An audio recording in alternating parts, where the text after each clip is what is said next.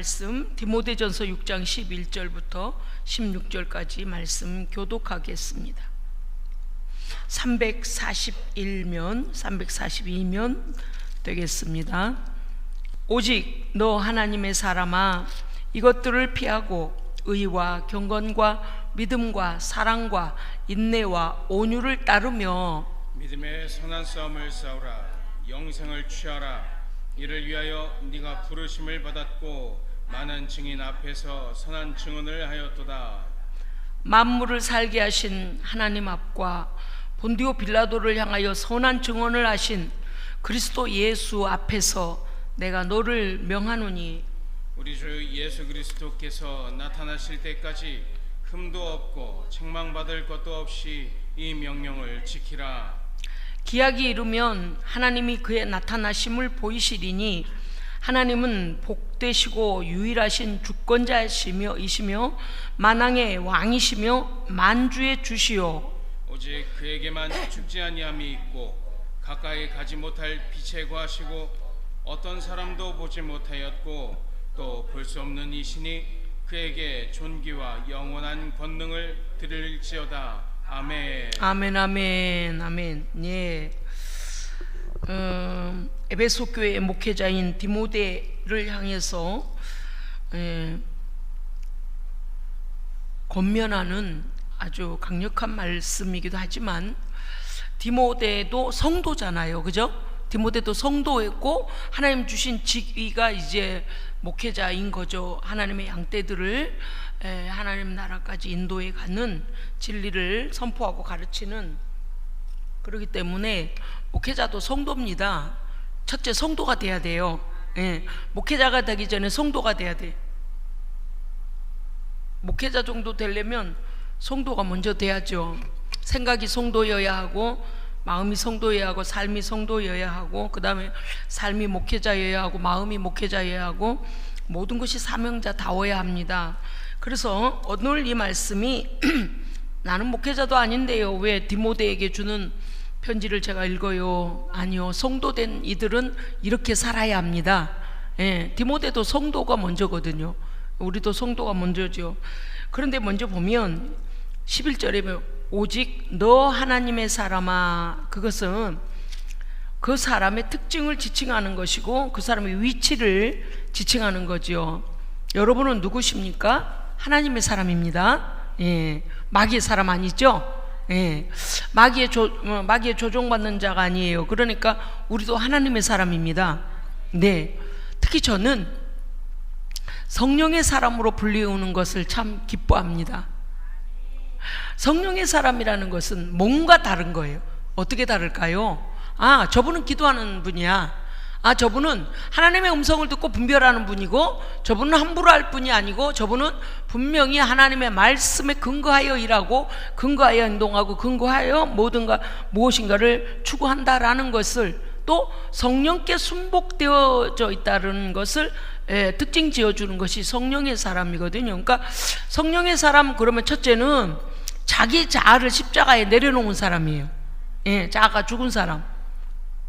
성령의 사람은요, 성령의 음성에 귀 기울여 그 말씀에 순종하는 사람이에요. 그러니까 성령의 사람 그러면 정말 많은 걸 내포하고 있습니다. 물론 성령의 사람이 하나님의 사람이고 하나님의 사람이 예수의 사람이죠. 근데 너 하나님의 사람아, 이런 것은 굉장한 책임감도 가진 거예요. 우리의 간판에가 뭐가 써졌다고요? 여러분요, 마트에 가서 물건 살 때 보면 어때요? 같은 치약도 치약 다 그러지 않아요. 각 회사에 뭐가 찍혀 있어요? 상표가 찍혀 있어요, 그죠? 어디 소속, 어느 회사에서 만들었고, 어느 나라에서 만들었고, 공장 주소가 어디이고,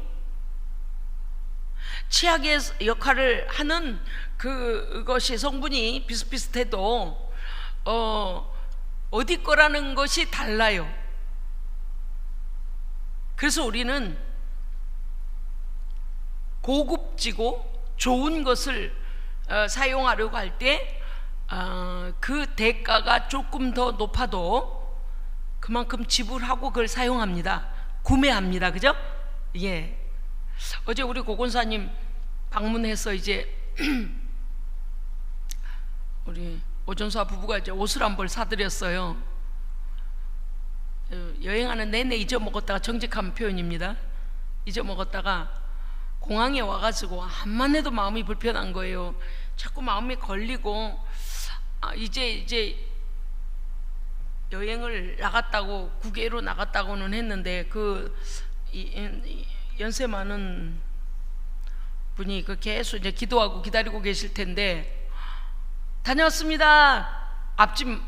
앞집에 갔다 오듯이 다녀왔습니다. 이래서는 될 일이 아니겠다라는 마음이 자꾸 들더라고요. 그래서 마음이 좀 불편하다. 할머니 옷을 좀 샀어야 되나 보다. 자꾸 그랬어요. 그래. 어떻게 할까 해서 이제 공항에 나와가지고 부랴부랴 이제 구매를 했습니다.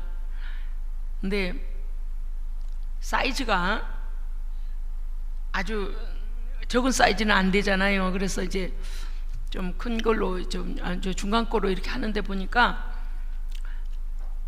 레드가 있어요. 레드. 빨강색이 있었어요. 근데 저는 원래 색을 쓰는 일에 저는 과감하거든요.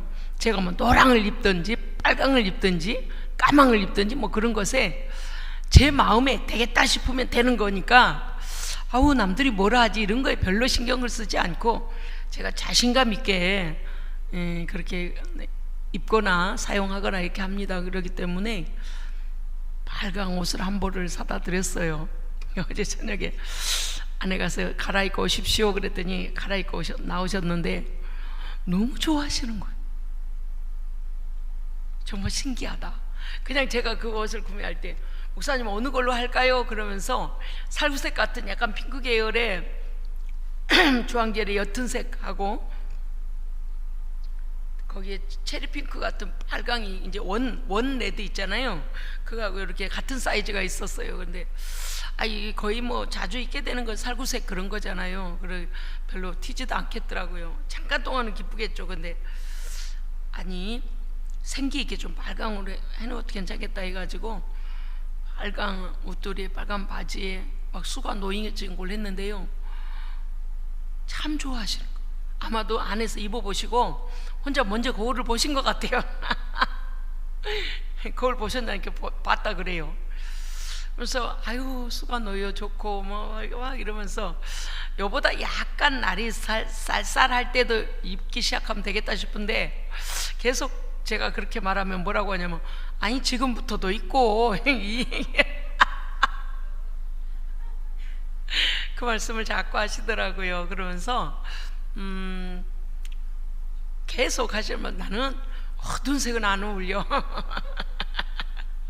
밝은 색이 어울린다 해서 너무 멋있어요. 이제 그랬었는데, 제가 이제 돌아올 때는 평소에 입으시던 옷으로 바꿔 입고 그걸 한번 드라이 클리닝을, 왜냐하면 디스플레이가 됐던 옷이기 때문에 드라이 클리닝을 해서 입으신 게 좋겠다 싶었는데, 벗으시면 제가 걸어드리고 갈게요. 그러니까 벗으라고 이러시는데, 그걸 입고 주무시라고 할 수도 없고, 참 저는 그분이 뭐 입고 주무시든 어차피 외출을 잘 못하시니까 상관은 없는데, 뭐가 있는가 하면 그 가게 안에다 디스플레이를 내놨던 옷이잖아요. 그러니까 막 먼지가 묻었을 것 때문에 항상 목욕을 하시는 분이니까 좀 드라이 클리닝 한번 해서 드렸으면 좋겠다 그런 마음이 있었어요. 근데 이렇게 갈아입으라고 그러시길래 예, 편한 옷으로 입었어요. 물론 그것도 편했습니다만은, 근데 다시 물어보시는 걸 보면서 마음에 들으셨구나 이제 그 생각을 했어요.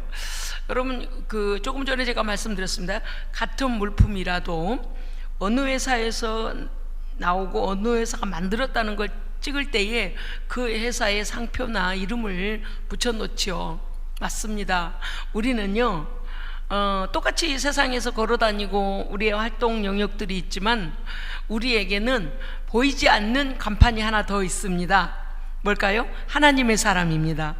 하나님의 사람이요. 그러니까 하나님 표, 하나님 회사에서 하나님께서 발행하신 대표예요. 대표. 하나님 나라에서 대표 상품이죠. 상품이라는 건 제가 지금 비하시켜서 하는 소리가 아니고, 하나님의 이름을 대표한다라는 뜻이지요.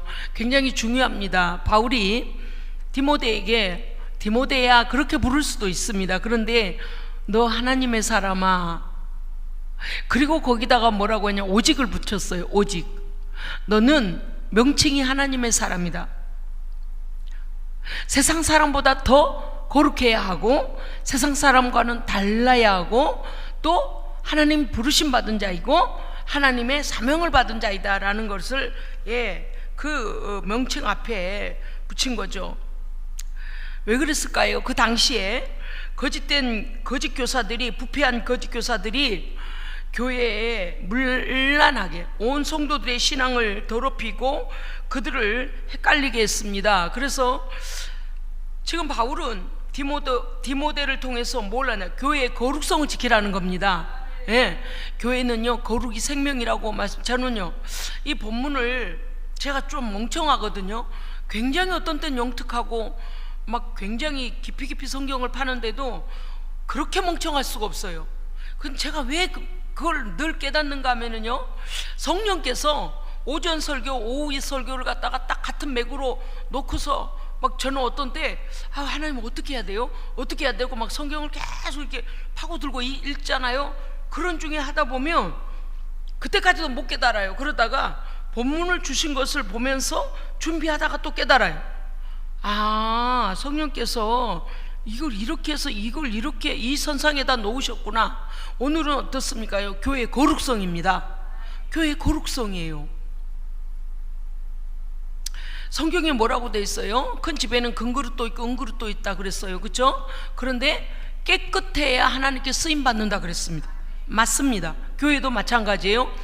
교회가 오만 프로그램을 다 하고 뭐 바쁘게 돌아가고 사람이 많이 모이고 막 뭔가를 많이 한 것 같아도 성도 한 사람 한 사람이 거룩하지 아니하고 그 교회가 추구하는 바 하나님의 거룩성을 잃어버리면, 온전하고 거룩한 예배로 하나님께 집중하지 아니하면 그 교회는 교회다움을 잃어버린 거죠. 그렇습니다. 선교를 해도 거룩함으로, 예배를 드려도 거룩함으로, 행사를 해도 거룩함으로, 성도 간에 교제를 해도 하나님의 거룩함 안에서, 우리가 바깥에 구제를 해도 하나님의 거룩을 드러내며 하는 거예요. 복음적으로 해야 돼요. 그러니까 어떠한 목적, 거룩한 목적이나 거룩한 목표를 잃어버리고 가는 건 향방 없는 세상 사람과 똑같은 거예요. 꼬린 지점을 모르고 달리는 사람과 같은 겁니다. 그런데 교회는요 늘 거룩해야 합니다. 더구나 우리가 알아야 될 건 뭐냐면, 하나님의 거룩한 교회의 거룩성을 자꾸만 깨뜨리거나 성도 간에 불화를 일으키거나 불순종하는 마음, 불의한 마음을 갖게 하는 세력에 대해서는 그 뒤에서 역사하는 세력이 있기 때문에 하나님께서 눈여겨보고 계시는 거예요. 그리고서 그런 악의 도구로 쓰임받는 자에 대해서는 하나님께서 계속 권고하시는 거예요. 권고. 너 조심해라. 너 그거 버려라. 마귀가 너한테 준 생각이다. 인본주의다. 버려라. 몇 번씩 권고하시는 거예요. 그리고 목회자한테는 그런 마음을 주세요. 저 뒤에 악한 영이 역사하고 있다. 깨어있어라. 종아 깨어있어라. 내 교회를 거룩으로 지켜라. 계속 알게 하시고, 기도 중에도 기도하게 하시고 계속 그러세요. 그래서 성도들에게 그런 말씀을 선포하면 성도들은 우리 중에 누가 그러는데, 아닌데, 없는데, 그렇게 생각해요. 아니요, 교묘하게 들어왔어. 그러니까 지금 디모데에게 이와 같이 하는 것은 그 부패한 거짓 교사들로 인하여 교회가 지금 무너지게 생긴 거예요. 겉으로 볼 때는 너무나 잘 되고 있어요. 겉으로 볼 때는 성도들이 모든 프로그램을 잘하고 있는 거예요. 아무 문제가 없는 것 같아요. 그런데 속에서부터 야금야금 벌레가 집을 치기 시작한 거예요. 제가 요번에 갔다 와서 진공 쌀통이 그 안에서 벌레집이 생겼다고 말씀드렸잖아요. 여러분, 죄가 우리에게 들어왔을 때 죄를 허용해주고 그걸 단절하고 끊어내지 않으면 그 안에서 뭘 한다 그랬어요? 견고한 진을 쳐요. 그게 벌레집이에요. 벌레집. 사탄이 우리 안에다가, 이 마귀 권세가요 여기저기다가 진을 쳐버려요.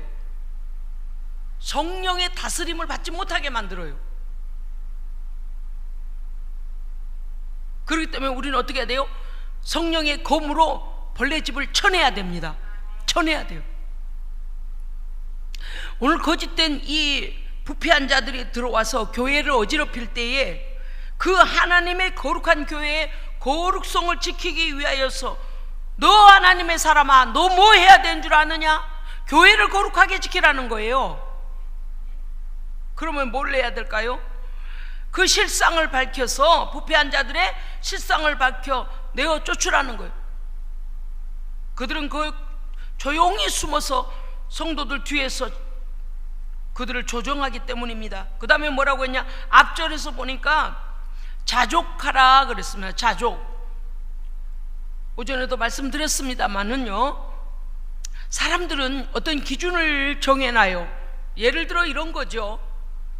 교회는 건물이 세워지고 교회는 많이 모여야 교회고 교회라는 건물을 사야 되고 교회는 이런 우리는 우리의 그런 기준, 사람의 기준을 세워놓고 거기에 못 미치면 교회도 아닌 것처럼 우리는 그러기 쉽잖아요. 그런데 하나님이 보시는 교회는 그런 외적인 것이 하나님 보시기에는 하나님은 개념치 아니하십니다.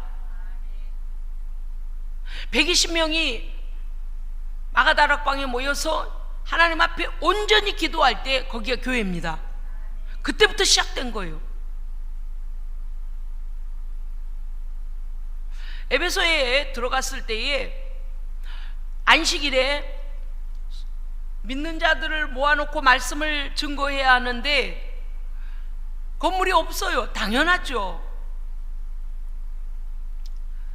성에 들어가서 처음 예배를 드리는 날인데 성도가 있겠습니까? 성전이 있겠습니까? 없잖아요. 그래서 바울이 냇가에 이렇게 보니까 사람들이 있잖아요. 그래서 그곳에 가서 여기 어디 안식일에 모여서 예배 드릴 만한 곳이 있습니까? 라고 물어봐요. 그랬더니 비단장사 루디아가 우리 집 괜찮을까요? 저희 집은 포목장사합니다마는 비단을 파는 거죠. 그래서 저희 집이 장소는 좀 넓습니다마는 괜찮으시다면 저희 집에서 드리시죠. 이렇게 된 거예요. 근데 거기가 어떻게 됐어요? 에베소의 첫 교회가 됩니다. 하나님께서 성령님께서 함께 하시는 그곳이 사람의 모임 가운데 함께 하시고 그 다음에 어때요? 거기가 택함을 받은 거예요. 별거 아닌 것 같아도 등대요. 등대. 의자에서 등을 붙이면 하품이 나오게 돼 있어.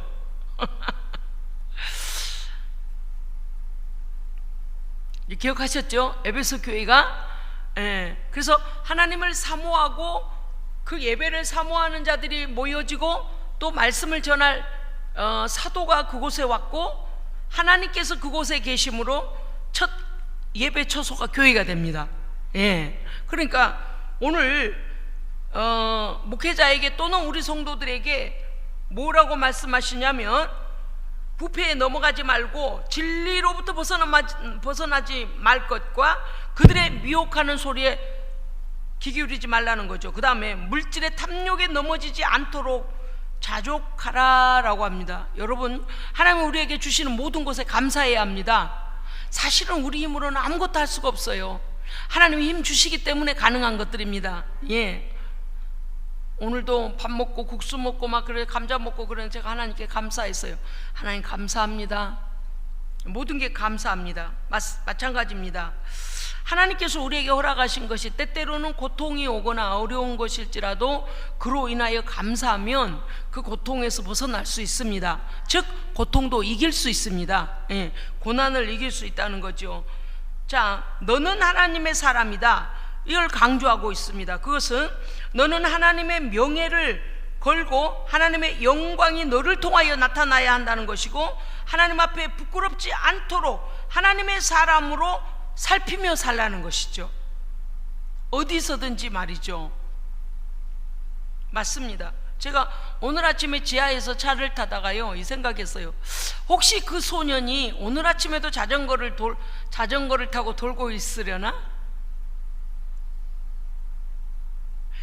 그 어머니나 누가 보시면 이럴 거 아니에요. 아니 네가 자전거로 한 바퀴 돌아줬다고 문연 치약을 3개나 주냐 이 비싼 치약을 그렇게 할까봐. 그 아이가 또 나와서 아침부터 자전거를 타고 있으려나 보더니 아침에는 없더라고요.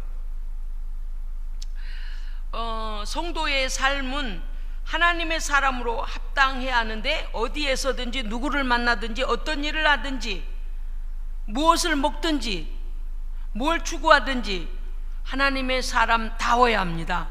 하나님의 사람다워야 돼요. 아무 말도 안 해도. 자, 그러면 무슨 일이 일어나는 줄 아세요? 이래요.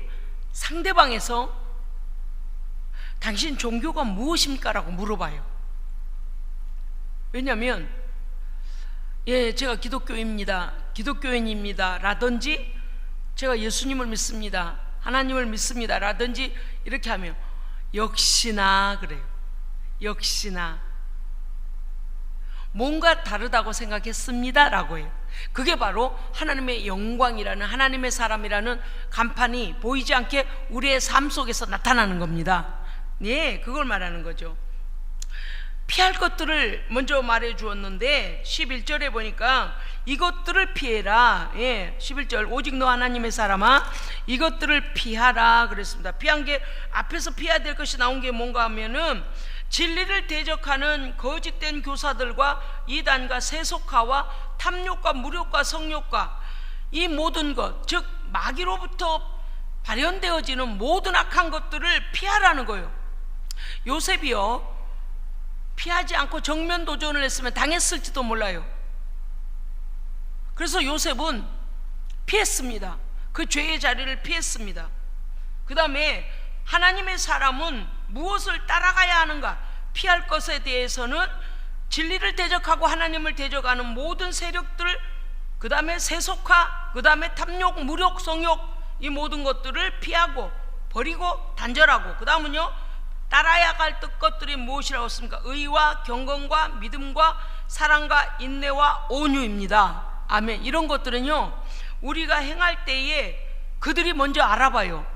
우리가 의로운 삶을 살고 경건한 삶을 살며 하나님을 믿는 온전한 믿음 안에서 사랑을 베풀고 인내하며 온유를 쫓아 행하면 당신 종교가 무엇이요? 라고 물어보게 됩니다.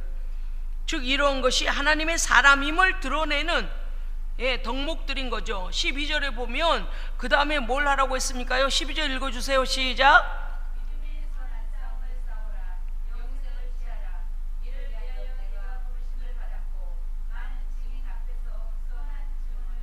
아멘. 믿음의 선한 싸움을 싸우라. 믿음의 용장이 되라고 하는 것입니다. 믿음의 선한 싸움을 싸우라. 자, 믿음을 지켜라 보다도 더 한 발짝 나아가서 믿음을 방해하는 것들과 어떻게 하라는 거예요? 맞서 싸우라는 거예요. 그걸 뭐예요? 격파하라는 거예요. 네. 여러분 태권도 할 때 보세요. 태권도 할 때 이렇게 벽돌 위에다가 이렇게 송판을 이렇게 해놓고 격파라는 걸 해요. 그죠? 그 다음에 사람들이 이렇게 송판을 들고 있으면 뒷발치기 돌려차기를 해가지고 격파를 하는데, 와, 태권도 그거 멋있대요. 그 뭐 어디 유튜브에 나와 있는데 보니까 대단합디다. 그거 아주 속도도 빨라야 되고요, 몸짓도 빨라야 되고요, 유연해야 되고 정확해야 되더라고요. 왜냐니까 사람들이 붙잡고 있는 거예요, 송판을. 근데 빠른 속도와 이 힘의 조절과 정확성이 맞지 않으면 사람 발로 밟게 차게 생겼더라고요. 근데 앞으로 차고 뒤로 돌면서 뒷발차기를 해가지고 뒤에 들고 있는 사람들인데 그냥도 아니고요, 4단을 차는 4단, 탁탁탁탁 탁탁탁탁. 제가 놀래가지고요, 이 경지까지 가려면 도대체 연습을 얼마나 많이 해야 될까 그 생각이 들어서, 그 가텔랜트인가 뭐 그 프로그램 있잖아요. 세계 어디에 나가서 방송에 나가서 하는, 그게 어디 방송이, 영국 방송인가 어딘가, 놀래버리는 거예요. 그 사람들이 막 일어나서 막 다 박수를 치는, 골든벨까지 울렸는지까지는 모르겠습니다만은, 와, 이 대한민국의 태권도가요 엄청난 기술을 요하는 거더라고요. 그게 뭐냐면 이 선수가 볼 땐 그게 장애물인 거예요. 뭐 해야 되는? 격파해야 되는 장애물인 거예요. 그쵸? 우리가 믿음 생활할 때요, 순조롭게 순풍 달고 순풍에 돛단 듯이만 살면 얼마나 좋겠어요. 그런데 우리를 방해하는 방해 공작이 자꾸 일어나요. 뜻하지 않게. 저도 지금 10월 말까지 결정해야 되는 일들이 10월 말에 가서 딱 하면 얼마나 좋겠어요. 그게 아니에요. 지금 일찌감치부터 이 방법 저 방법 기도해 가면서 이 방법 저 방법 막 이렇게 방법을 취해야 되니까 이거는 6개월 전부터 스트레스예요. 그죠? 어떻게 해야 될까요? 격파해야죠. 그죠? 격파해야 돼요.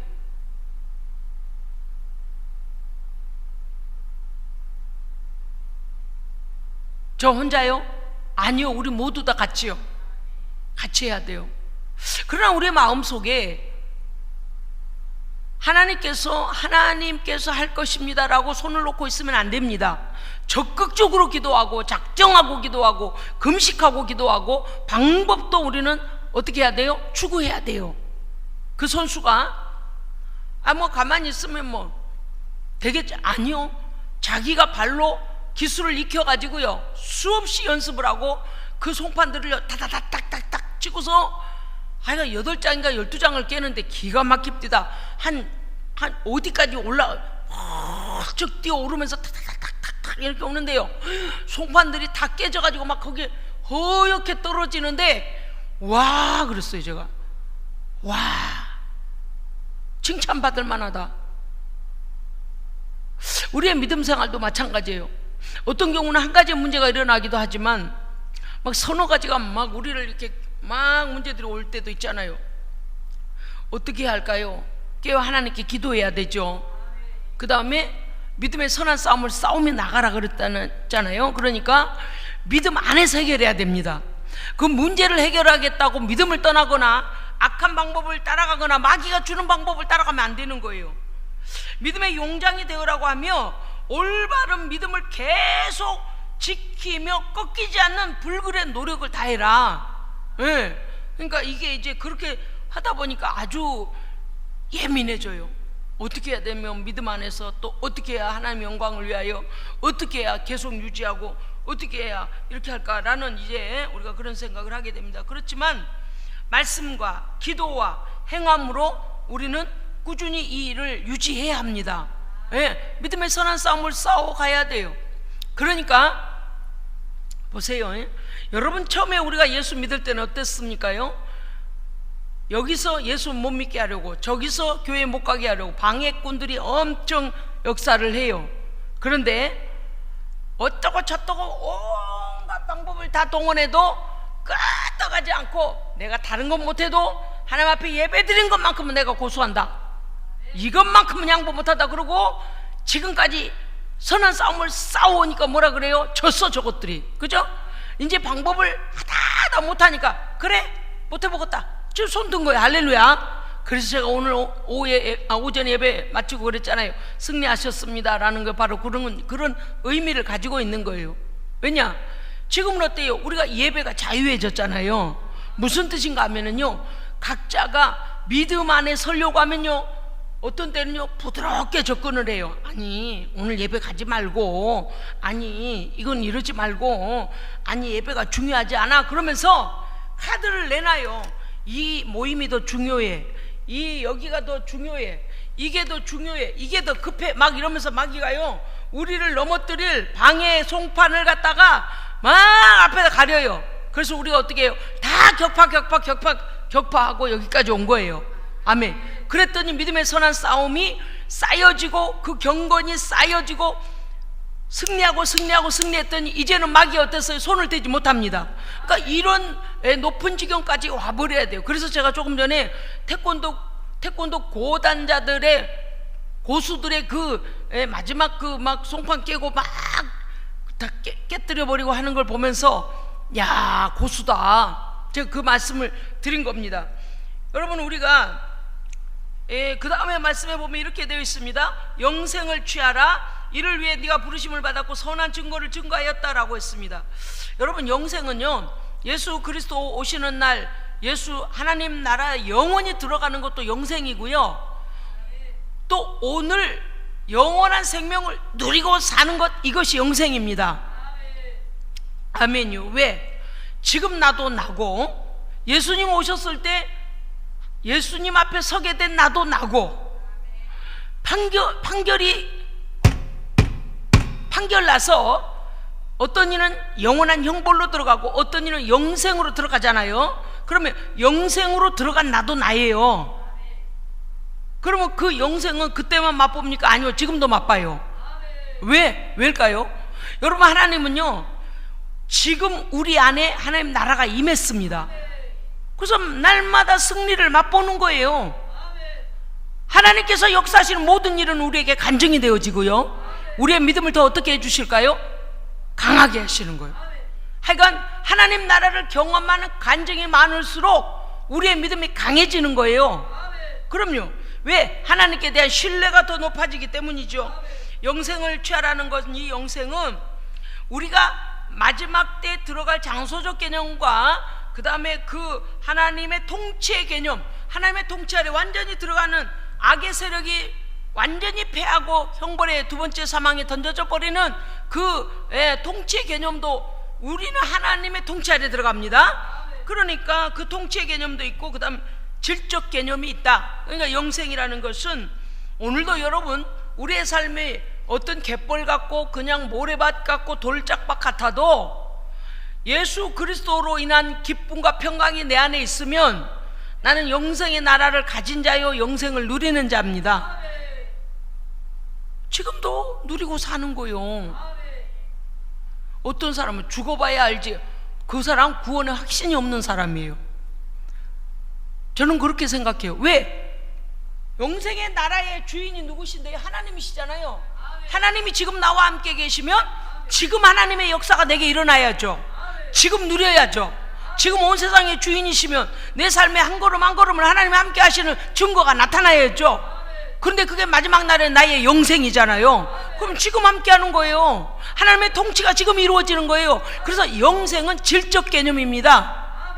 어디 38선처럼 이렇게 딱 줄을 그어놓고 철조망을 해놓고 여기서부터는 영생이야, 여기서부터는 못 들어가, 이게 아니에요. 지금 예수 그리스도의 권세를 누리는 자는 그 예수 그리스도의 나라까지 들어가는 거예요. 그 질적 개념이요. 그러니까 디모데에게 영생을 취하라는 거예요. 무슨 뜻이에요? 지금도 영생을 누려라, 그 권세를 누려라. 아멘. 이 선한 증거를 네가 지금 선포하고 있지 아니하냐라고 말하는 거죠. 그렇습니다. 그 다음에 13절에 보면 사도 바울은 디모데에게 하나님 앞에서와 예수 앞에서 내가 너에게 명하노니 라고 할 때 여기에 예수님에 대해서 말하기 전에 이렇게 말하고 있습니다. 하나님 앞과 본디오 빌라도를 향하여 어떻게 했다고요? 선한 증거를 증거하신. 자 봅시다요. 몇 절입니까? 13절. 자 읽읍시다. 시작. 만물을 살게 하신 하나님 앞과 본디오 빌라도를 향하여 선한 증언을 하신 그리스도 예수 앞에서 내가 너를 명하노니. 아멘. 예수님도 그 앞에 또 하나님 앞에도 형용사가 붙었네요. 만물을 살게 하신 하나님, 그리고 본디오 빌라도를 향하여 선한 증언을 하신 그리스도 예수. 자, 본디오 빌라도가 예수님께 뭐라고 질문했는지 혹시 기억나세요? 네가 하나님의 아들이라고 하는 게 맞냐라고 물었어요. 네가 말하였도다 라고 예수님 대답하세요. 왜? 유대인들이 예수는 그냥 나사렛 목수의 아들이라는 거예요. 하나님의 아들이 아닌데 제가 하나님의 아들이래요, 참남해요. 그래서 예수를 죽이자고 했거든요.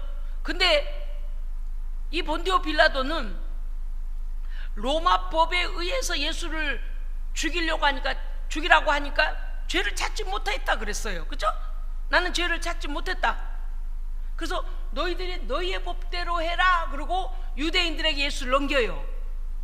유대인들은 이방인, 총독, 황제를 막 핑계를 대면서 반란을 일으키는 자다, 민간인들을 시끄럽게 했다 막 이렇게 하잖아요. 그러니까 로마 법에는 예수님이 걸리는 문제가 없습니다. 그러니까 나는 죄를 찾지 못하였노니 너희들의 법대로 그 뭐요? 너희들 종교법으로 해라, 그렇게 된 거예요. 그래서 그 종교법에 그들이 보니까 유대인들이 뭘 고발했냐면 참남한 죄, 하나님의 아들이라고 한 죄. 야훼 하나님은 신인데 저 인간 예수가, 사람으로 온 예수가 자기가 신의 아들, 하나님의 아들이라고 하니 나는 저 사람이 밥 먹는 것도 보고 걷는 것도 보고 우리랑 함께 살고 있는데 어떻게 하나님의 아들이냐, 그러니 그걸 죄목으로 정해서 죽여야 된다라고 한 거예요. 그래서 예수님께서 그 본디오 빌라도 앞에 선한 증거를 증거하셨다는 게 무엇일까요? 하나님의 아들이 있다라고, 하나님의 아들 되심을 나타내시고 십자가에서 우리를 위하여 죽으신 증거입니다. 하나님의 아들이기 때문에 우리를 위하여 그 죽으심이 헛되지 아니하고 우리의 죄를 없이 하시기 위하신 죽음이시다. 그게 선한 증거예요. 그 선한 증거를 증언하신 그리스도 예수 앞에서 내가 너를 명하노. 그러니까 바울이 디모데에게 굉장히 엄중히 말하고 있다라는 것을 강조하기 위하여 13절에 이렇게 기록이 되죠. 14절, 우리 주 예수 그리스도께서 나타나실 때까지, 보세요. 그러니까 우리가 믿음의 선한 경주를 하고 가는 것이 오늘 하다가 내일은 지치고 모레 하다가 글피는 지치고 이런 게 아니고 언제까지라고요? 그리스도 예수 재림하실 때까지요. 아멘. 그러니까 우리의 삶에서요, 의의 삶이 아주 생활화가 돼야 됩니다. 예, 생각하는 게 의로워야 하고 하나님 중심적이어야 하고 성경 중심적이어야 하고. 그건 언제 쌓이는 거예요? 여러분요, 언젠가 제가 말씀드렸잖아요. 예? 저도 그렇겠죠. 저는 기억은 없어요. 근데 제가 이렇게 좀 자라고 보니까 우리 막내 동생 초등학교 들어갈 때 저희 어머니는 일제시대에 일제시대 때 1학년 조금 다니다 말았다 그랬나요? 그 학교를, 뭐 학당인 학교를 조금 다니시다 말았어요. 국문을 잘 못하세요. 근데 성경을 읽으시다가 더 많이 깨우치게 됐었어요. 근데 우리 막내 남동생이 학교를 갈 무렵쯤에 제가 안 가르쳐서 그랬던 것 같아요. 어머니께서 아이한테 기억 니은을 가르치고 계시는 거예요. 근데 사람이 그런 게 있거든요. 수없이 연습을 하면 기억을 단번에 쓰잖아요. 근데 연습을 많이 해본 분이 아니고 맨날 호미 들고 김 매시고 막 이런 거 하시니까 기억을 하나 쓸 때 어떠시겠어요? 그래요. 지렁이 기억하는 것 같이 기억을 하나 써도 빼뚤빼뚤 이렇게 겨우겨우 가고 기억 각도가 예쁘지가 않아요. 근데 막내가 그걸 보고 따라 하더라고요.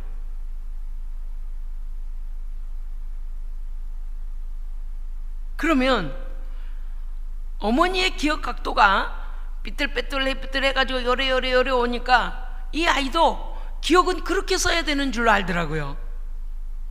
니은을 쓰는데 우리는 이렇게 예쁘게 딱 쓰잖아요, 한 번에. 근데 이게 한 번에 되지가 않아요. 계속 써야 중간에 어디 걸리는 것 없이 지렁이 그리지 않고 탁 가거든요. 그런데 이걸 많이 해보지 않으면은요, 니은도 빼들 겨우 다 도착해요. 근데도 제가 볼 때 참 신기하다는 생각이 들었어요. 왜? 막내 아이는 3살 때 아버지가 돌아가셨어요.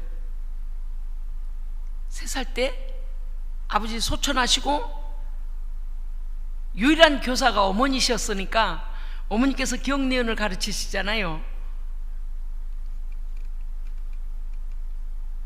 그래도 어머니가 기억니은을 아시니까 동생을 가르치고 계시더라고요. 그런 거예요. 우리가 어디에서 믿음의 선한 싸움을 싸울 용기와 강한 믿음이 어디에서 올까요? 수없는 경건의 연습입니다. 그럼요. 아까도 말씀드렸죠. 믿음 초기에는 방해꾼이 너무 많아요. 그런데 끝없이 우리가 진격하고 나가면 못 해봐요. 거기에서 오는 담대함이에요.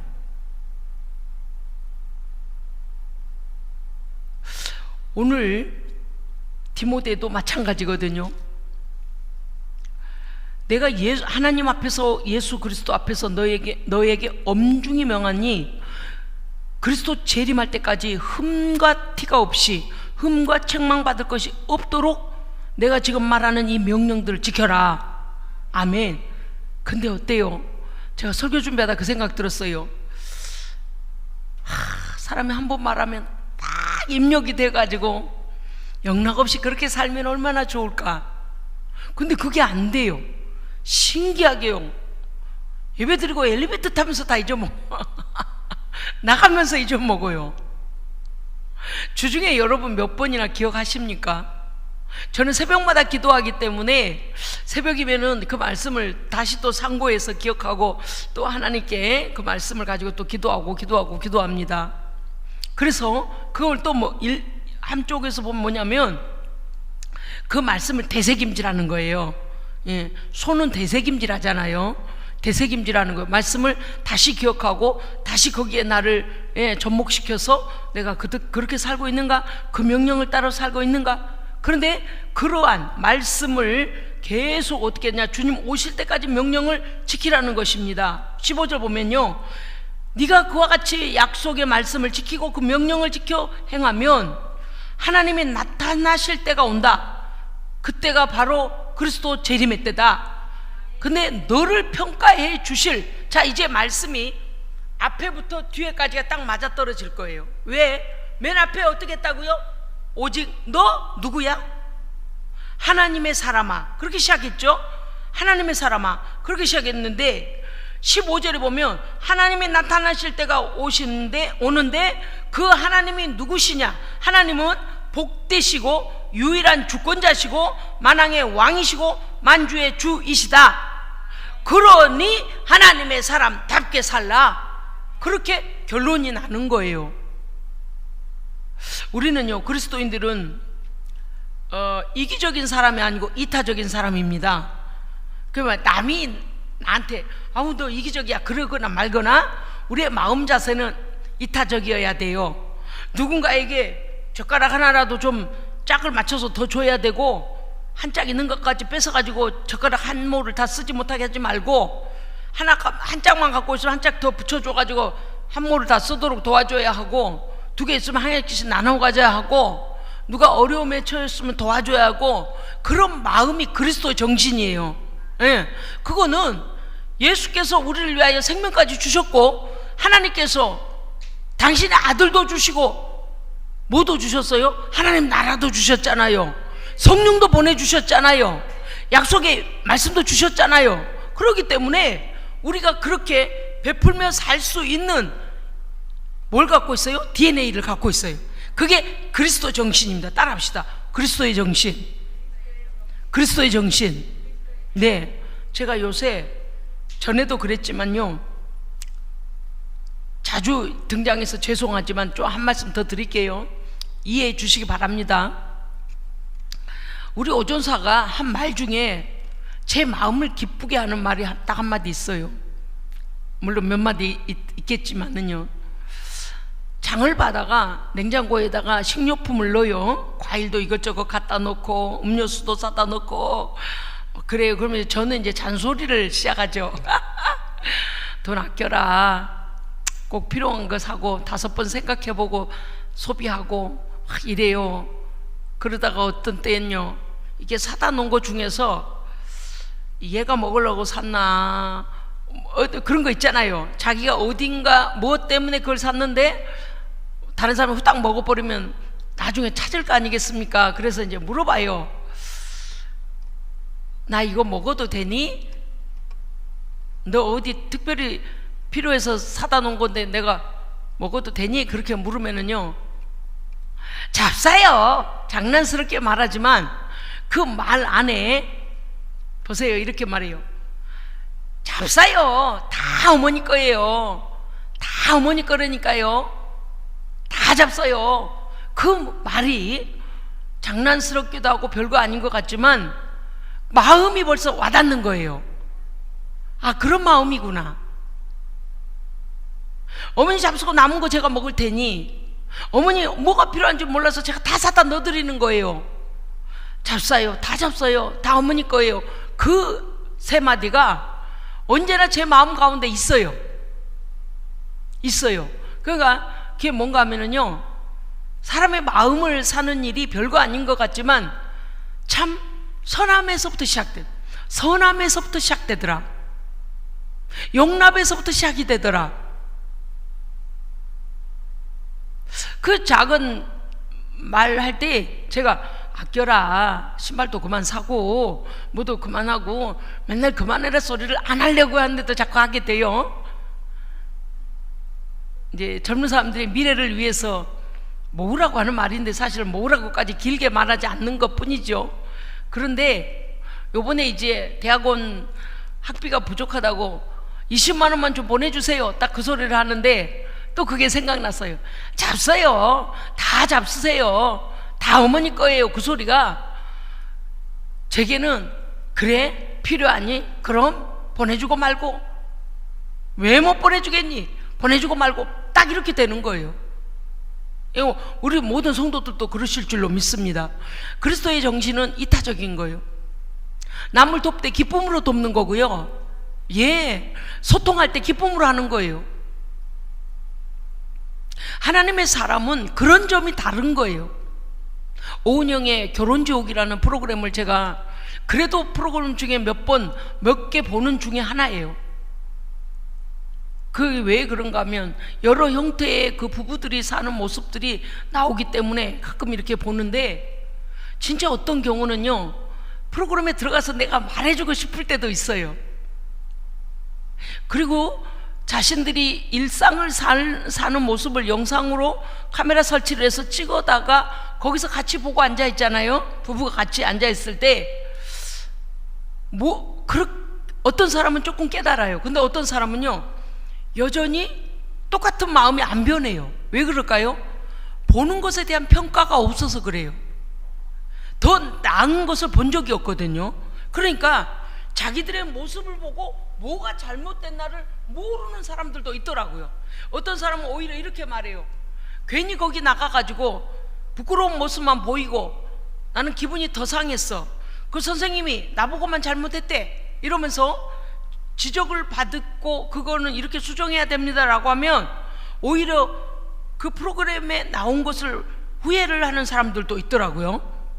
그런데 저는 그런 걸 보면서 저도 모르게 거기서 정답을 얘기하고 앉아 있어요. 그걸 보면서 뭐라고 하냐면, 여러분 보세요. 어떤 사람이 자기가 뭐를 하려고 했는데 뜻하지 않은 일이 생겨서 그 돈이 다른 쪽으로 빠져나가 버렸어요. 그리고서 그것에 대하여서 자기도 써보지도 못했는데 뺏긴 거예요. 이거 사기당한 거죠. 근데 그런 일을 처음 당했습니다. 그러면 다음에는 어리석은 짓을 안 해야 돼요. 그게 교훈이기 때문에 함부로 보증서도 안 되고요. 사람 말을 함부로 믿고 투자하면 안 돼요. 그거는 자기가 한번 그런 일이 터졌다는 것은 앞으로 그런 비슷한 일이 일어났을 때 경각심이거든요. 경각심을 일으켜야 돼요. 근데 또 속아요. 어리석은 거요. 또 속아요. 자, 그런 걸 볼 때 와, 이 사람 못 깨달았네. 여러분요, 깨닫는 것과 깨닫지 못한 것의 차이는 인간의 삶이 180도 질이 달라집니다. 똑같은 올무에 또 빠져요. 그러면 사기꾼들은 그들의 눈에 보여요. 왜? 그 사람이 사기를 잘 당하는 사람이라. 그럼 어때야 되겠어요? 스톱해야지. 스톱. 비슷한 말이 와도 왜? 내가 내 손으로 심지 않은 것은 절대 내게 오지 않는다는 거. 세상은 공짜가 없습니다. 하나님이 역사하시지 않는 이상 내가 심지 않은 데서 거두는 건 없어요. 말이 안 되는 소리예요. 심는 대로 거두는 게 일반 원칙입니다. 자연 법칙이에요. 그런데 어디서 야 너 500만 원 투자해봐 5천만 원 본다. 그거는 어떻게 해야 돼요? 사기구만. 이거를 깔아놓고 생각을 해야지. 어떤 누가 공짜로 줘요? 말도 안 되는 소리래. 그거를 가지고 있어야지. 인간이 악하다는 걸 가지고 있어야지. 혹해가지고 막 돈 안 빌려준다, 돈 빌려오질 않는다고 아내를 빡빡빡빡 긁으면서 괴롭히고 술 먹고 때리고, 그러다 빌려다가 막 친정에서 빌려다 주고 어쩌고 아버지 땅 팔고 이거 갖다 주니까 또 사기당해버려. 멍청한 거요. 답답한 거요. 그래요 안 그래요? 제3자는 보인다니까요. 어리석은 모습이 보여요. 그러면 뭘 해야 돼요? 자기 어리석음을 고백해야 돼요. 내가 참 어리석었다. 또 있어요. 상대방이 어떠한 실수를 했을 때에 그 실수에 관하여서 깨달으면 어떻게 해줘야 돼요? 잘했다고 해줘야 돼요. 정말 당신 깨달아서 참 다행이에요. 다시는 이런데 이제 당신이 안 속게 생겼구만. 그렇게 해주면요, 이 사람이 안 속는 일이 공고해져요. 견고해진단 말이죠. 또 있어요. 부부들이 되게 계속 싸워요. 막 애 키우는 일로 싸우고, 애 학원 보내는 일로 싸우고, 뭐를 어쨌는데 싸우고, 어쨌는데 싸우고, 청소기를 돌렸네 안 돌렸네 싸우고, 뭐를 먼저 안 했다고 싸우고, 어쨌다고 싸우고 막 하는데, 내가 가만 보면서 생각했어요. 와, 성경이 진리다. 성경이 진리다. 아무 문제도 아닌 거예요. 그래 안 그래요? 봐요. 청소기 돌리는 문제가 내 남편이라는 존재보다 더 중요합니까? 안 중요해요. 내 남편의 존재를 귀히 여기고 그 사람을 귀히 여기면은요, 그 사람이 마음이 상처받지 않도록 그 사람을 보호해야죠. 그러면 어때요? 어머 이거까지 해줬으면 참 고마울 텐데 괜찮아요 제가 할게요. 그냥 그래 버리면 될 일을 죽도록 싸워. 청소기를 돌렸네 안 돌렸네 막 그거 보니까 속상하더라. 저러다 저 가정 깨지면 어쩌려고 저러나. 그까짓 게 뭐라고. 안 그래요? 청소 밀어놨다 해도 돼요. 그래 안 그래요? 애가 하루 유치원 못 갈 수도 있잖아요, 늦잠 자서. 그래 안 그래요? 저는 그렇게 생각해요. 아빠한테 맡겨놓고 직장을 갔는데 애 깨워가지고 어린이집인가 어딘가 보내라 했는데 아버지가 너 늦잠 자고 애기도 늦잠 잤네? 그랬다고 쌈박질을 해가지고 서로 상처를 줘. 그럼 제가요 보고 있다 그랬어요. 어머 성경이 진리네. 사랑은 허다한 죄를 덮느니라. 아무것도. 여러분 항상 생각합시다. 사람의 존재가 중요합니다. 늘 기억하라는 거. 늘 하나님의 존재하심이 중요합니다. 하나님의 임재하심이 중요합니다. 하나님의 우리와 동행하심이 중요합니다. 하나님 떠나버리면 어떨 거예요 지금? 더 그까짓 거 청소한 문제로 싸워? 그까짓 거 아이가 오늘 유치원 못 가 세상이 뒤집혀요? 응 괜찮아? 하루쯤 못 가면 어때? 안 깨워줘서 그렇지 어쩔 수 없어. 응 괜찮아요? 서로 가족이 상처받지 않아야죠. 할렐루야. 더 중요한 문제를 바라봐야 되고, 사랑이면 다 되는데 그거를 어린이집 안 보냈다고 그냥 잡돌이를 해대니 살 수가 있나. 와 성경 제가요 어떤 사람은요 다 비슷한 문제인데 가만히 보면요, 첫째 이런 마음이 제 안에 들었어요. 여러분도 그렇게 생각하실 거예요. 저는요 사람의 존재함에 대한, 존재에 있는 것에 감사합니다. 존재에 있는 것에 감사해요. 우리 성도들도 마찬가지예요. 우리 예수생명교회에 남아서 교회를 지키고 계심에 감사해요. 여러분 존재하심에 감사해요. 하나님의 사람으로 존재하심에 감사해요. 그 거룩하신 이름을 높이고 믿음을 지켜가려고 애쓰는 그 존재함에 감사합니다. 하다가 실수할 수 있고, 음식도 짤 수가 있고, 싱거울 수도 있고, 면발이 부를 수도 있고, 질길 수도 있고, 뭔 상관이에요? 전 그래요. 별로 중요하지 않아요. 음식하는 사람이야, 어머 목사님 너무 삶아서 어떡해요? 어머 목사님 이렇게. 괜찮아요. 당신이 존재함으로 중요한 거요. 끼니는 내일 또 먹고 오늘 밤도 먹으면 돼. 또 오는 거요. 그것으로 인해 사람에게 상처받도록 그걸로 평가하고 그걸로 쥐잡듯이 잡돌이하고 그러는 거 아니에요. 저는 나이를 먹어갈수록요 그런 생각들. 그때 여러분 한번 언제 시간 남아 보세요. 제가 말씀드리는 그것으로 한번 보세요. 제가 그래서요 시각이 많이 바뀌었어요. 이전에 젊은 날에는 제가요 저를 이제 돌아보게 되잖아요. 그러면 제가 성격이 참 못됐어요. 제가 저를 알아요. 그래서 저도 보니 저의 양육자가 그랬던 것 같아요. 저의 양육자에게로부터 제가 교육받고 자라나는 환경이 아마도 그렇지 않았나 싶어요. 왜냐니까 옳은 것 옳지 못한 것, 바른 것 바르지 못한 그걸로 제가 굉장히 경직되어 있었던 것 같아요. 그러니까 사람의 성과로 사람을 평가하거나 어떤 그런 것에 대한 것으로 그러기가 더 쉬웠거든요. 그런데 성경을 읽으면 읽을수록 뭐가 중요함을 알게 되는가 하면 하나님은 우리의 존재 자체를 중요하게 여기신다. 하나님 우리 존재를 사랑하신다. 허물을 하나님께서는 우리의 허물을 덮어주시려고 당신이 죽으셨어요. 왜? 우리가 너무 중요한 존재니까. 얼마나 중요한 존재입니까? 얼마나 사랑스러운 존재입니까? 존재함에 대하여 우리를 존재케 하신 하나님께 감사할 뿐만 아니라 우리 앞에 누군가가 존재함에 대하여 하나님께 감사해야 됩니다. 저는 그래서요 그 부부들이 이렇게 막 싸우고 그런 거 막 계속 나오면 이래요. 존재한 것에 감사해라. 그런데 상대방에게 그 존재함에 대하여 감사하면 어떤 일이 일어날까요? 기적이 일어나요. 성격이 바뀌어요. 근데 소통이 되어야 돼요. 들어야 돼. 당신의 존재가 중요하고 됐어요. 당신이 존재함으로 감사해요. 뭐 그거는 그럴 수 있죠. 이래버리면 야 이렇게 포용력 있고 이런 사람한테 내가 기대해야 되겠다.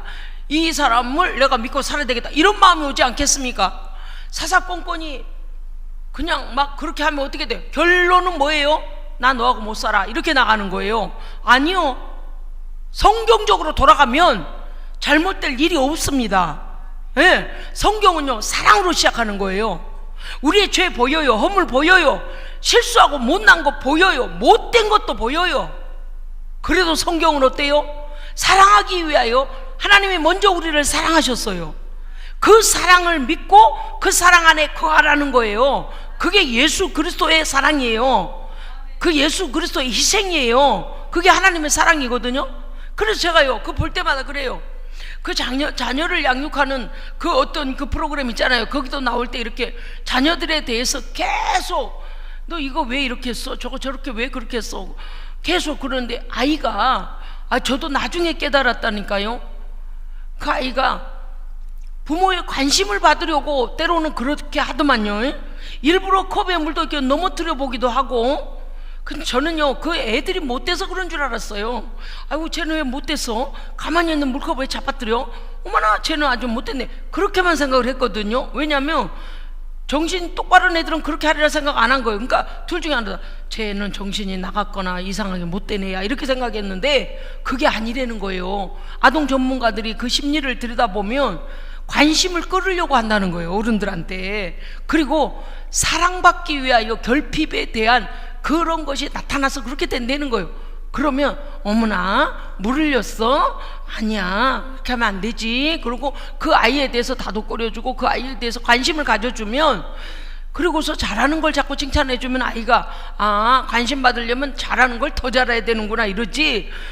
가만히 있는 걸 제가 딱 깨뜨리고 물 넘어뜨리고 이렇게 하는 게 관심 받는 방법이 아니구나라고 깨닫는다는 거예요. 근데 우리는 어때요? 그렇게 생각을 안 했던 거예요. 그래서 저도 생각을 해봤어요. 나의 양육자가 나한테 이렇게 했는 모양이구나. 뭐를 하면은 그건 잘못한 거잖아 라고 했기 때문에 저도 상당히 오랜 시간 동안 우리 자녀들을 사랑으로 지금 와서 굉장히 후회가 되는 거예요.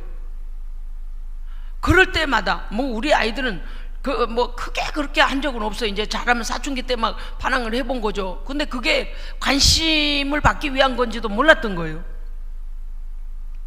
옳고 그름만 가지고 늘 이렇게 생각을 했지, 뭐지? 저 속마음이 뭐지? 그래서 요새 제가 자주 쓰는 것이 뭐냐, 너 관종이냐? 그 소리예요.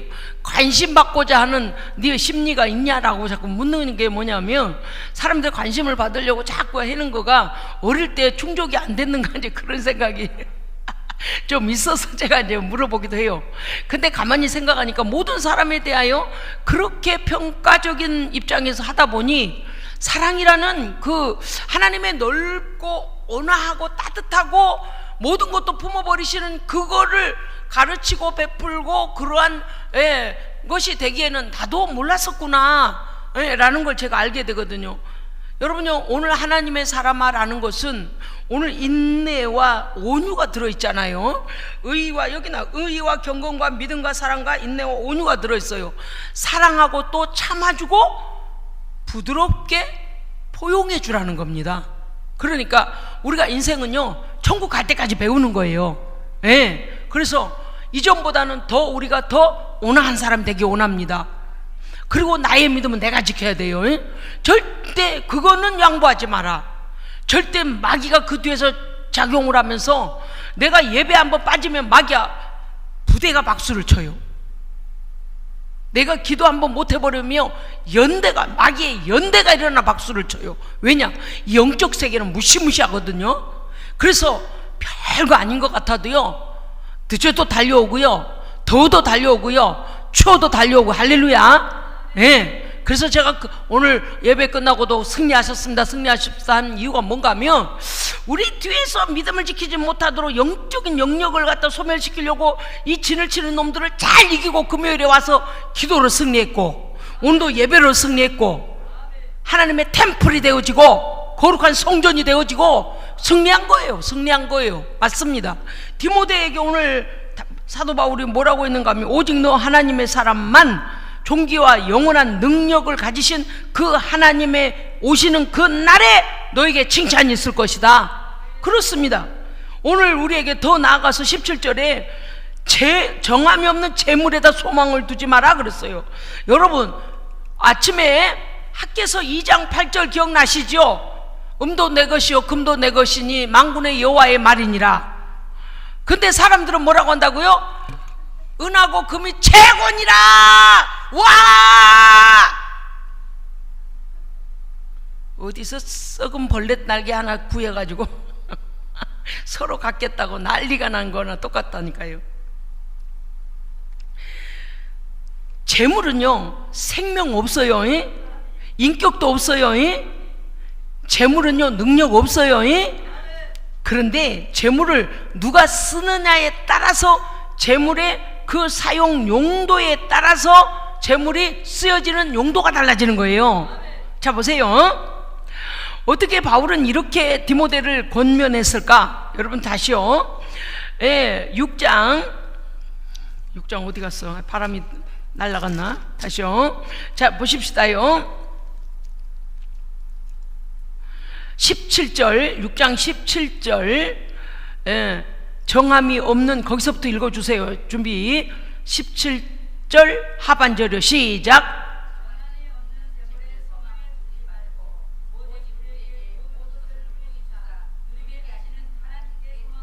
아멘. 자, 제가 설교를 차원 높게 하기 때문에 설교를 듣고 깨닫는 분들은 차원이 높아집니다. 수준이 높아져요. 봐요. 돈은 인격이 아니라 그랬죠. 돈 자체에 능력 없어요. 그냥 종이짝이에요. 종이짝이고 숫자에 불과해요. 근데 사람들은 그것을 환호해요. 막 돈을 보면 난리가 나요. 뭐 신이 나타난 것 마냥. 그래서 우리는 현대 종교에서 뭐라 해요? 만몬신이라고 해요. 근데 물질을 신처럼 여긴다 그 말이죠. 근데 17절 안에서 뭐라고 했냐?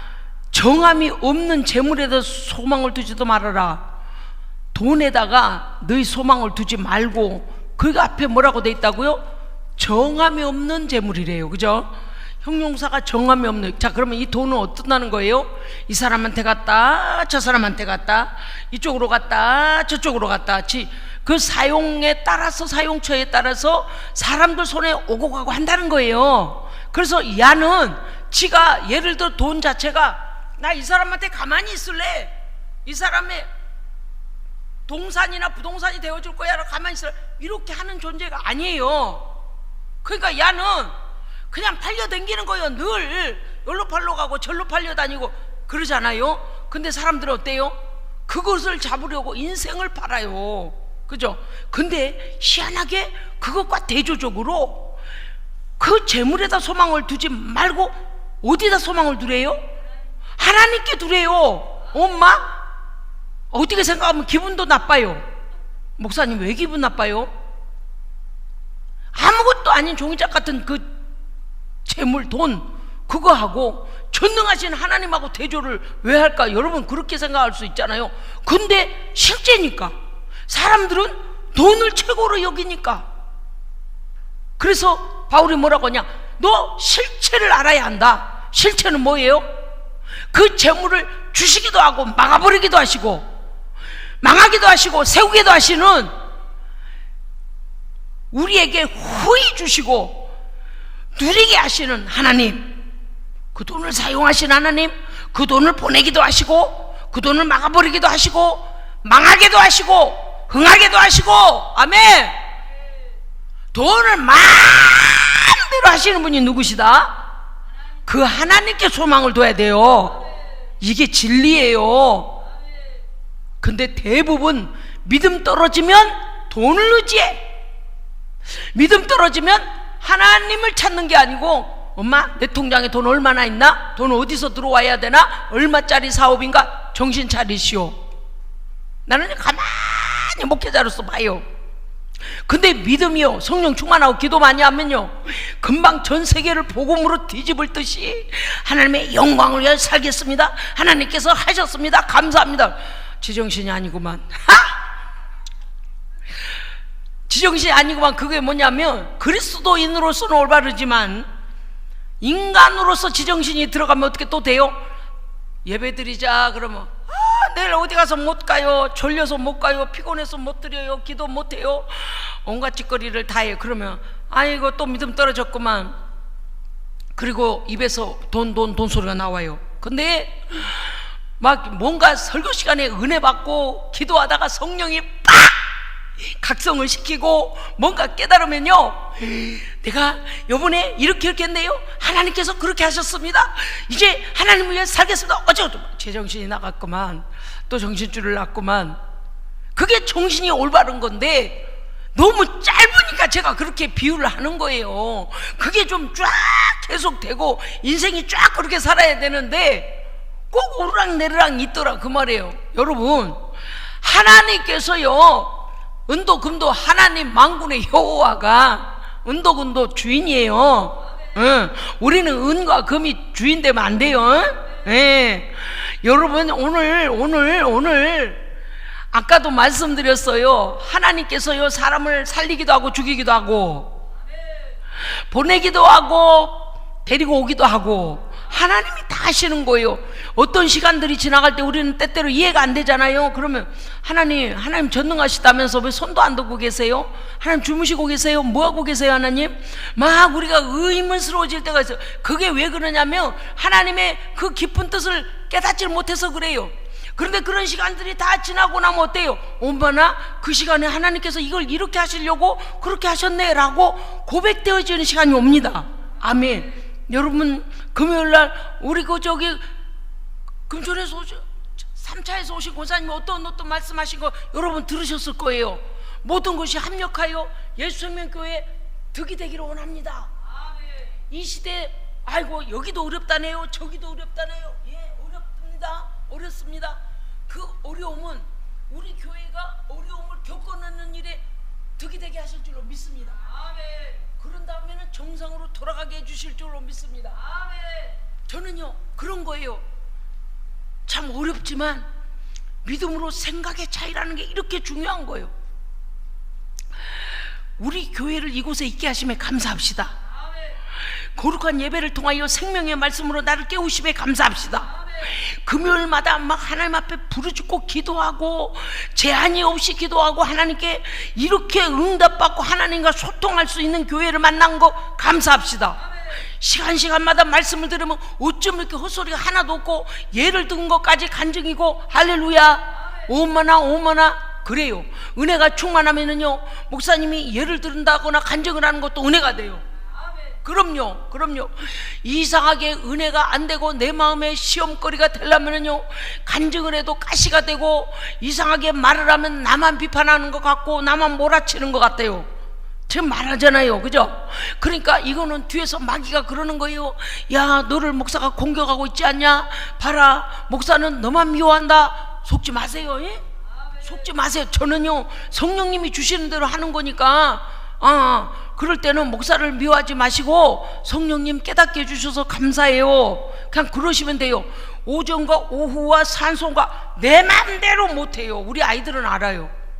목사님이 이런 거 할 때 얼마나 고심을 하고 있는지요 우리 애들은 알아요. 막 성령님한테 제가 막 쫄라요. 어떤 때는요 기도하다가 여기서 바로 받아 놓을 때도 있어요. 월요일부터 받아놔요. 주일 설교를요 월요일부터 받아 놓을 때가 있어요.